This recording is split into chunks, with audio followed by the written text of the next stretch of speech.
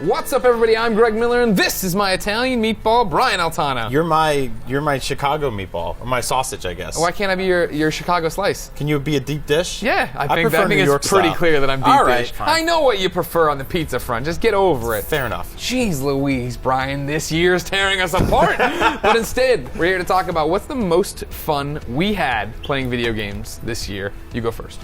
So I have two. Number one will probably be Shovel Knight. Was the most fun I had playing a game by myself this year. Shovel Knight's it's 8-bit and it's taxing. It's fun. It is and hard. I love the aesthetic, but being a Master System kid who didn't do the Mega Mans or the Marios because I didn't have it. That's it's right. very hard to get into. I never thought about that. I don't think 8-bit that way. You know, You what I don't mean? get old school, like when people do like retro remakes or throwbacks to the old school. Yeah. It's not your old school. It's a different. Right, exactly. It's a completely different old school. It's the school to me. across town. It's Travis's house that I used to go to, and he'd play those games, man. and I'd watch it like, this game has nothing on Ghost House.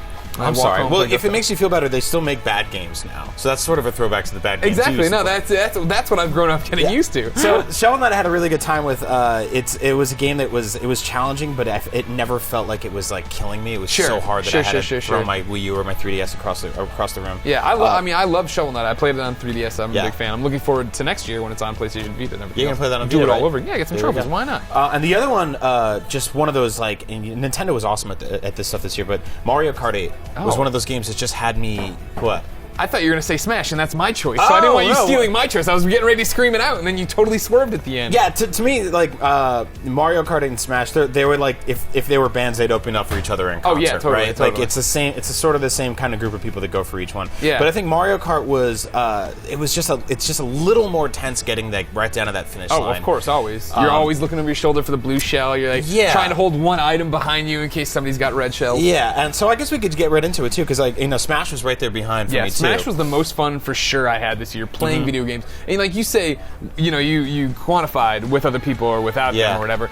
And if we're gonna go that way, I'm gonna say South Park. It was the funnest solo experience I had. Where I loved that universe. I loved how funny the game was. I loved finding all the different things, and I loved the combat, which I know some people knock. Oh, really? Yeah, some people say it was too simplistic, and that's why I thought it was perfect. Damn right you did. That's what why. did you want from a South Park RPG? The deepest combat system in the world? Bunch of haters. Yeah, so I mean, I sort of switched off between Mario Kart and Smash Brothers for a while in terms of like which one was the most fun for me. Both of them it's the type of game you get noise complaints playing. Oh right? yeah, because they're screaming at each other. And Smash Brothers, you got 8 players, but in Smash Brothers is kind of interesting because you can get something happens, and you get knocked out in a heartbeat, and you're like, man, the game's over.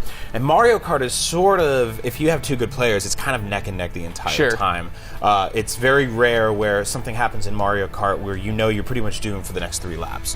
Whereas I feel like Smash Brothers, you can get something happen, like a final smash gets knocked on you and it's done on the spot. So see, I feel it's the opposite. Whereas like for me with Mario Kart, I burned out early on because I was getting sick of I'm a good Mario Kart player and I was playing with great Mario Kart players. So I'd be I'm in 3rd and I'm making my move, then I'm hit, then I'm in 6th place and I'm stuck in 6th place the next 2 laps. There was no way for me to dig myself out. Yeah, there's this.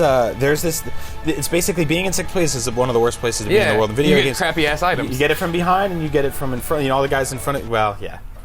But in Smash, I'm the same way. I'm a good Smash player, but I play with great Smash players. Yeah. However, I always have a fighting chance to do an upset to get out of there to get loose. Yeah, I have seen the situation in Mario Kart where somebody just blazes ahead of you and they're just in first the entire game. Yeah. But anytime I play online, I noticed the same thing in Smash Brothers where if there's 3 of us left, 2 people can kind of just fight to the death and over off to the side like, oh yeah, I'm kind of basically like when you're watching a kung fu movie and there's the 8 guys on the outside holding the knives. I'll get in there someday. Waiting to jump in. Yeah. Right. So it's been a good year. It's been a really good year for fun games. But ladies and gentlemen, what was the most fun you had with a video game this year? Let us know in the comments. Share this video with your friends. And of course, keep coming back for the next 365 to see what the best and funnest games of 2015 are going to be. Brat. Indeed.